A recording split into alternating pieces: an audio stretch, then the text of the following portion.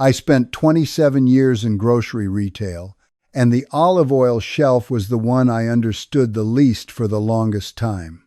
Extra virgin is not a marketing phrase.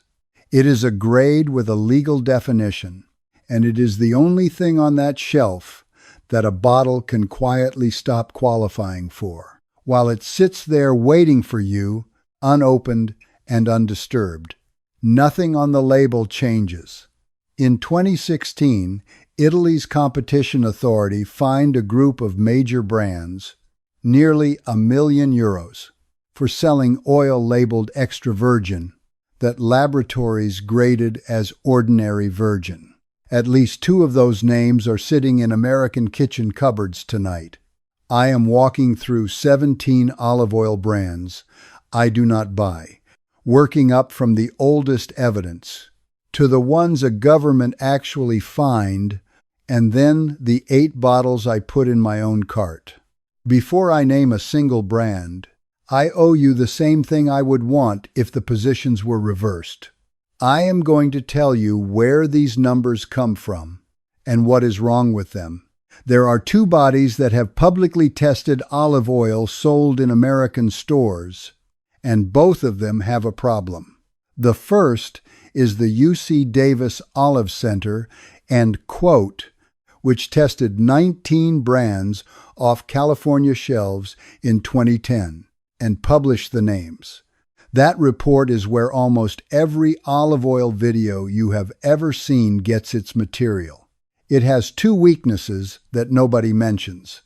It is 16 years old, and UC Davis attached a note to it stating that the results should not be used to describe the quality or authenticity of olive oil available now. 2 of the California brands that came through it spotless helped pay for it.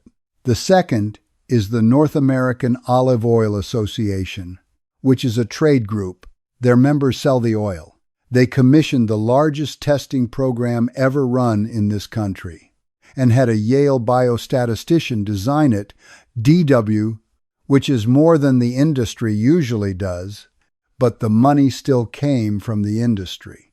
So one side is funded by California growers who compete with imports, and the other side is funded by importers. Keep both of those in your head as we go, because I am going to use results from both. Here is why I am doing this list in the order I am doing it. We start with the brands where the evidence is weakest and oldest, www, and we climb toward the brands that a government actually fined. If an item early in this list feels thin to you, that is not an accident. That is the honest shape of what exists. Number 17 is Great Value, 100% olive oil, the Walmart House brand. This is the mildest entry on the entire list, and I am putting it first for that reason. In the 2010 testing, 2 of 3 samples passed the sensory panel. 1 did not. It got knocked down from extra virgin to virgin by a taste test. That is a small finding, but it is worth understanding what a taste panel knocking a bottle down actually means, because it is the mechanism behind almost everything else in this video, and it is not what people think. Extra virgin is not a recipe. It is a grade, and a bottle earns it by having no sensory defects and some genuine fruitiness left in it. Rancid fail. Musty fails. Fusty, which is what happens when olives sit in a pile fermenting before they are pressed, fails. Number 16 is Rachel Ray. 1 of 3 samples passed. This is a licensed celebrity name on a bottle somebody else filled, and I stocked a great many of those over the years. The name on the front tells you who was paid. It does not tell you who pressed the oil, where the olives grew, or how long the bottle sat before it reached my shelf. 2 of 3 passed. 1 of 3 passed. Neither of those is a scandal. Both of them are a grade that did not hold. Number 15 is Newman's Own Organics. 1 of 3 samples passed. This one bothered me more than the others when I first read it, because Newman's Own gives its profits away, and I have never met anybody who felt bad about putting that bottle in a cart. But organic and extra virgin are answering 2 completely different questions. Organic describes how the olives were grown. Extra virgin describes what condition the oil was in when somebody tasted it. A grove can be certified organic down to the last leaf and still send you oil that went flat in a warehouse. There is no seal on any bottle in America that covers both. Number 14 is Safeway Select. 1 of 3 passed. A store brand, which means the retailer put its own name on oil it bought from a supplier, and the supplier is not printed anywhere on the label. I set store brand oil for years, and I could not have told you who filled it. That is not a secret being kept from you specifically. That is a supply relationship that is nobody's business but the retailer's, right up until the moment you want to know why one bottle tasted flat. Number 13 is 365 by Whole Foods, the 100% Italian. 1 of 3 passed. And read that name properly, because it is doing something. 100% Italian describes where the oil was bottled and blended. It does not promise that every olive grew in Italy. Italy imports enormous volumes of oil from Spain, Greece, and Tunisia, blends it, and ships it out under Italian labels. That is legal, it is disclosed in small print, and almost nobody reads it. I want to slow down here, because these 3 items in a row are the point of this whole first act, and if you take only one thing away from the next 15 minutes, I would like it to be this. Every one of these bottles was legally sold. Every one of them was almost certainly extra virgin at some moment in its life. What the panel found was oil that had stopped being extra virgin by the time somebody opened it in a laboratory. That is not fraud in the way people mean the word. It is worse in one specific way, which is that it happens to bottles nobody tampered with in stores where everybody followed the rules, and there is no point along the way where a person could have caught it. Heat does it. Light does it. Oxygen in the headspace of a half-empty bottle does it. Time does it on its own with no help from anybody at all. And the label carries a best before date that is set by the bottler, counts forward from bottling rather than from harvest, and tells you nothing about any of the 3. 3 brands, 3 failed samples, and not one villain among them. The next 4 brands are different. Those failed twice in 2 separate rounds of testing a year apart, which is much harder to explain as one unlucky bottle on one unlucky shelf. Number 12 is Mezzetta. 0 of 3 samples passed. Not one. This is the first brand on the list where every bottle they bought failed the panel, and it is where the list stops being about bad luck. Mezzetta is a California company most people know from olives and peppers in jars, which is a business built entirely on shelf stability. Brine keeps. Oil does not. Those are 2 different problems, and there is no reason a company that solved one has solved the other. A jar of pepperoncini can sit in a warm warehouse for a year and be exactly what it was on day 1. A bottle of extra virgin cannot survive that, and nothing about the way it is stored, shipped, or displayed in an American grocery store is built around the difference. Number 11 is Star. Star failed in 2010, and then Star failed again in the second round the following year. That second study is the one worth understanding properly because it is the strongest piece of evidence in this entire first half. The researchers went back with a much bigger sample, 90 bottles across 5 top-selling imported brands, tested by two separate taste panels accredited by the International Olive Council, both working blind with no idea which brand they were tasting. 73% of those bottles failed both panels.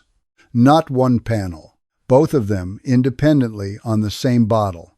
That is what makes the second study hold up, where the first one wobbles. A single panel can be strict. A single bottle can be unlucky.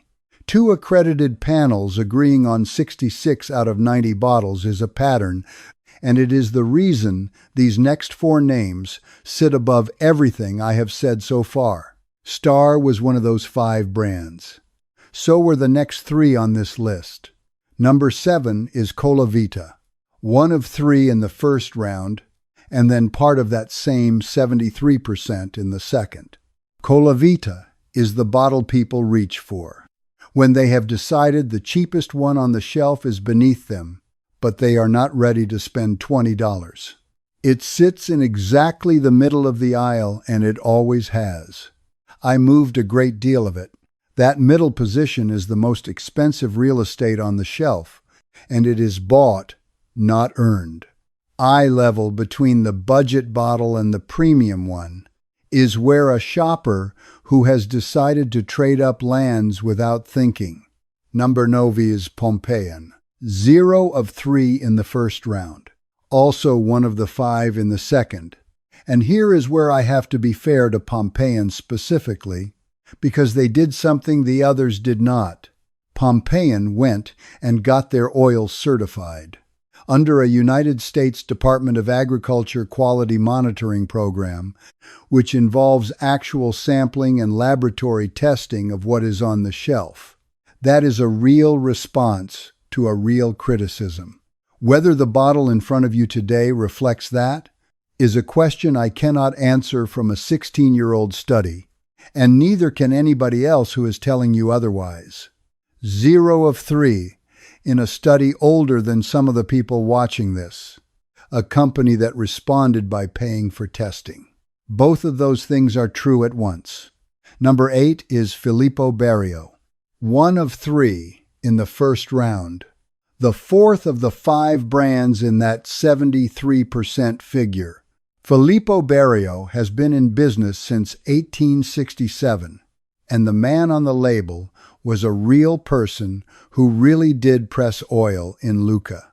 The company today is a large international operation sourcing from multiple countries, which is not a secret and is not illegal. It is simply a different business than the one the name evokes, and the name is doing the evoking on purpose. That is the trade. A founder's name and a date by trust that the current supply chain has not earned and is not being asked to earn. Nothing about that is unusual. Almost every heritage brand in the aisle works the same way, and I could walk you down that shelf naming families who sold out decades ago. That is the last of the American shelf brands, resting on the 2010 and 2011 studies. Everything from here up is a different class of evidence entirely, and I want to mark the change clearly. What follows are brands that a European government looked at and acted on, not a university, not a trade group, prosecutors, a national police anti-adulteration unit, and a competition authority with the power to issue fines. The story starts in 2015, when an Italian consumer magazine bought 20 bottles of extra virgin olive oil off ordinary Italian supermarket shelves and tested them. 9 of the 20 were not extra virgin. The prosecutor in Turin opened an investigation into 7 brands, and the Carabinieri anti-adulteration unit ran the analysis again to confirm it. Number 7 is Antica Badia.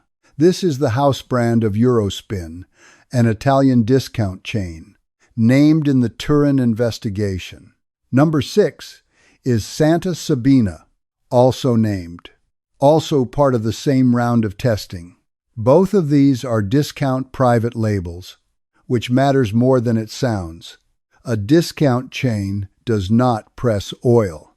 It buys finished product on price, and price is the single variable that decides which barrel gets bottled. Neither of these two is on an American shelf, and I am telling you that rather than letting you assume otherwise. I am including them because they are how you learn to read the pattern, and because a great many people watching this will stand in a European supermarket at some point in their lives, holding a very cheap bottle with an Italian-sounding name on it. Number 5 is Pietro Coricelli. Named in the same investigation, and Coricelli did something the others did not, which was to publicly reject the findings. They argued the testing was flawed and unreliable, and said their oil had been analyzed both internally and by outside laboratories. I have no way to adjudicate that from where I am standing, and I am not going to pretend I do. A company disputing a test result is entitled to dispute it. I am telling you the accusation was made.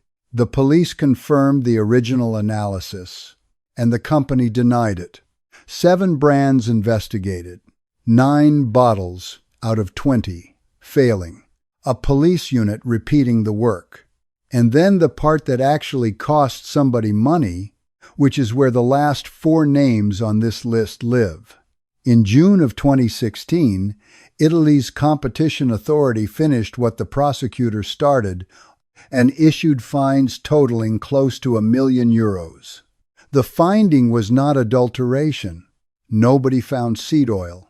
The finding was a misleading commercial practice, which in plain language means the bottles claimed a grade they did not have on the label and in the advertising, while shoppers paid the premium that grade commands. Extra virgin sells for roughly 30 to 40% more than virgin. That gap is the entire motive, and it is the whole crime. And I want to be precise about what that means for you, because this is the part every video on this subject gets wrong. Virgin olive oil is not dangerous. It is not fake. It is real olive oil from real olives that fell short on taste. What you lost was money, and some of the flavor and the compounds you were paying extra to get. Number 4 is Sasso, specifically Sasso Classico. Sasso belongs to Diolio, a Spanish company that owns a great many Italian-sounding names. The oil in that bottle was found to be virgin, the 1 grade below what the front of it said. Diolio is worth pausing on. One Spanish parent company standing behind 3 separate Italian heritage names on 3 separate shelf facings. Walk that aisle and it looks like 3 companies competing. It is one procurement office deciding what goes in all 3. Number 3 is Carapelli, specifically Carapelli Il Frantolio. Same parent company, same finding, same year. Carapelli also failed the American testing. 0 of 3 samples in 2010, and one of the 5 brands in that 73% figure the year after. That is 2 continents, 2 entirely separate testing regimes, 6 years apart, arriving at the same conclusion about the same brand. There is one more thing about Carapelli worth knowing, and it is the single most revealing detail I found anywhere in this research. Back in 2004, a taste panel in Florence, one of the very few in Italy not run by a government agency, determined that oils from Carapelli and several other leading brands were not extra virgin. Carapelli sued the panel. The panel afterwards wound down its testing activity. Sit with that for a moment. The mechanism that decides whether a bottle is extra virgin is a room full of trained tasters. When one of the few independent rooms reached an inconvenient answer, it got taken to court and it stopped answering. Number 2 is Prima Donna. This is the Little house brand, and Little took the single largest fine of the entire case. €550,000 on its own. The size of that number is not an accident, and the reason is genuinely damning. The authority noted that the practice had been exposed publicly in June of 2015, and that at the time the fine was issued, a full year later, it was still in place. That is the difference between a mistake and a decision. A mistake stops when you find out about it. This one did not stop for 12 months, in full public view, while the investigation was running. Dioleo, for its 3 brands together, paid $300,000. Little alone paid $550,000. Number 1 is Bertolli. Bertolli is the biggest name on this list, and the only one that shows up in every single source I looked at. 0 of 3 samples passed in the 2010 American testing. Bertolli was one of the 5 brands in that 73% figure the following year. And in 2016, Bertolli Gentile was among the products the Italian Competition Authority fined Dioleo over for carrying an extra virgin claim on oil that graded out as virgin. 2 continents, 3 separate findings, 6 years apart, 1 brand. It is also the bottle most likely to be sitting in an American kitchen right now because Bertolli has spent decades being the default. Not the cheap one, not the fancy one. The one you buy when you have not thought about it, which is most of the time for most people, including me for most of my life. I built that facing. Bertolli got the widest block on my shelf because it turned fastest, and it turned fastest because it had the widest block. That is how default works, and it has nothing to do with what is in the bottle. Now I have to do the thing that this video would be dishonest without. Everything I have just spent 15 minutes telling you is about grade. Not one finding in any of it was adulteration. And there is a much newer and much larger study you deserve to hear about, because if you go looking after this video and find it on your own, you should not feel that I hid it from you. In 2024, the biggest olive oil testing program ever run in this country tested 190 bottles covering the top 15 brands, which is 85% of everything sold, plus 37 store brands. A Yale biostatistician designed it. The labs were accredited and tested blind. They found no adulteration. None. Not in the top brands, not in the store brands. They also went further and pulled 26 products from tiny brands in the bottom 15% of the market. 2 of those came back adulterated. Just 2. And the adulterated extra virgin was selling for more than 50% below the average price of everything else in the study. That is the single most useful sentence in this entire video, so I am going to say it plainly. The fake oil is not in the famous brands. It is in the bottle that is far too cheap to be what it says it is. The study was paid for by the trade association. I told you that in the first 2 minutes, and it is still true. But an industry-funded study finding no adulteration and an industry-critical study finding widespread rancidity are not in conflict. They are measuring 2 different things, and both of them are right.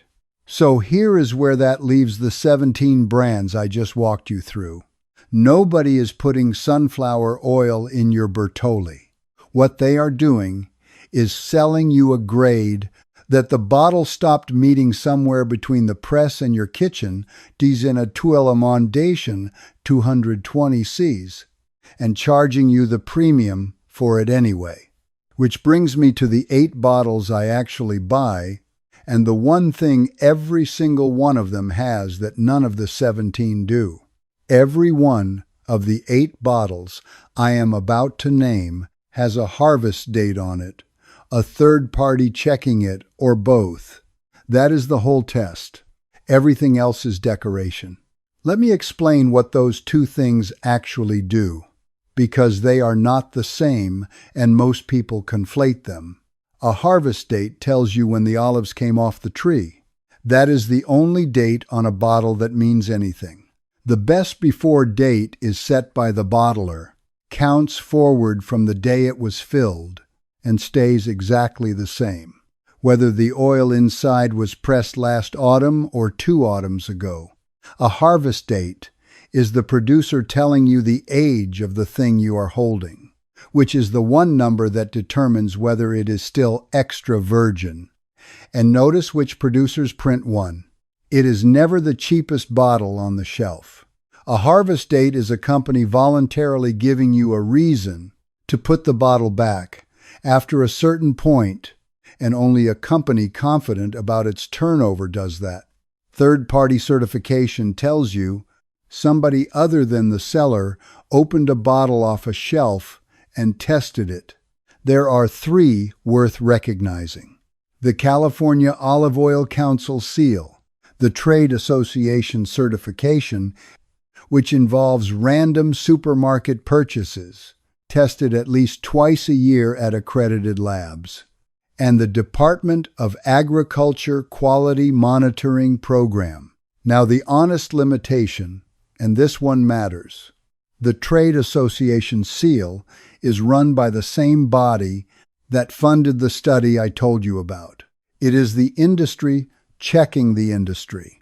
It is still enormously better than nothing because the samples come off real shelves, rather than out of a company warehouse, but it is not an independent regulator, and I am not going to sell it to you as one. Best option number 8 is Cordo Olive, Californian, and every sample they submitted came back clean in the 2010 testing. Best option number 7 is California Olive Ranch, also Californian, also spotless in that same study. And now I have to hand you the knife I have been holding since the first minute of this video. Cordo and California Olive Ranch both helped pay for that study. They funded the research that cleared them and condemned their competitors. That is not a small thing, and I am not going to file it under a footnote. If a bread company had paid for the study that found its competitors contaminated, you would want to know before you took the results seriously. I am still putting them on this list because they have held up in the years since, and California Olive Ranch also took part in the 2024 program, which they did not fund and did not need to join. But you should know exactly what that 2010 result is worth on its own, which is less than it looks. Best option number 6 is Lucero, Californian. Every sample clean in the same study and no financial relationship with it. Best option number 5 is McAvoy Ranch Organic. Same story. Clean, Californian, organic, and not a funder. Those 2 are the ones I would point at. If somebody accused this whole list of being a California advertisement, they passed the same test without paying for it. The last 4 bottles are the ones I would actually hand somebody who asked me in the aisle, because unlike the first 4, their evidence is current rather than 16 years old. Best option number 4 is Lucini. Lucini took part in the 2024 testing program. They are not a member of the trade association that ran it, which means they paid to be tested by a body they do not belong to. That is a company volunteering for an examination it could have skipped. Best option number 3 is Graza. Same story on the testing, and Graza does something else that I wish every producer did. They tell you the harvest, they tell you the country, and they sell 2 different oils for 2 different jobs, rather than pretending one bottle does everything. The one you cook with and the one you finish with are not the same product, and treating them as one is how people end up heating expensive oil until nothing valuable is left in it. Best option number 2 is Cobram Estate, also in the 2024 program and not a member. Cobram grows its own olives, presses them, and puts the harvest on the bottle.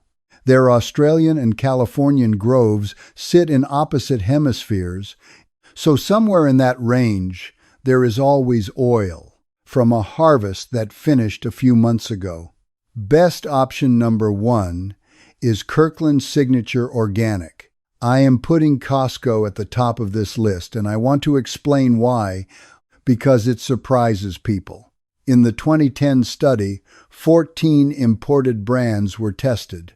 Exactly one had every single sample pass the sensory panel. It was Kirkland Organic. It beat 4 of the 5 California brands in that same study, and it was the cheapest bottle in the room. That result has held up. Costco oil appears in current testing programs, and it is still, per ounce, the least expensive way to put verified oil in your kitchen. Which brings me to the rule. If you remember nothing else, remember this one. Buy the bottle with a harvest date on it from the most recent harvest you can find, in dark glass or a tin. That is it. No brand list to memorize. No ownership chart. Turn the bottle around and look for a harvest date, and if there is not one, put it back. That single rule removes almost every bottle on the avoid list without you knowing a thing about who owns what. And one more, because it is the finding I trust most out of everything I read. If a bottle of extra virgin is priced at half of what everything around it costs, do not buy it. The 2 genuinely adulterated samples in the largest study ever run were exactly that bottle. Now the part I owe you. I sold all 17 of those. I built the shelf they sat on. I put them in clear glass under lights, bright enough to be seen from the front of the store, because green oil glowing on a shelf moves, and moving is what I was measured on. Nobody deceived me. I was handed a planogram, and I ran it. And in 27 years, not one person ever asked me when the olives in any of it had been picked. You did not fail at shopping. You were reading a date that was never about the oil. Turn the bottle around.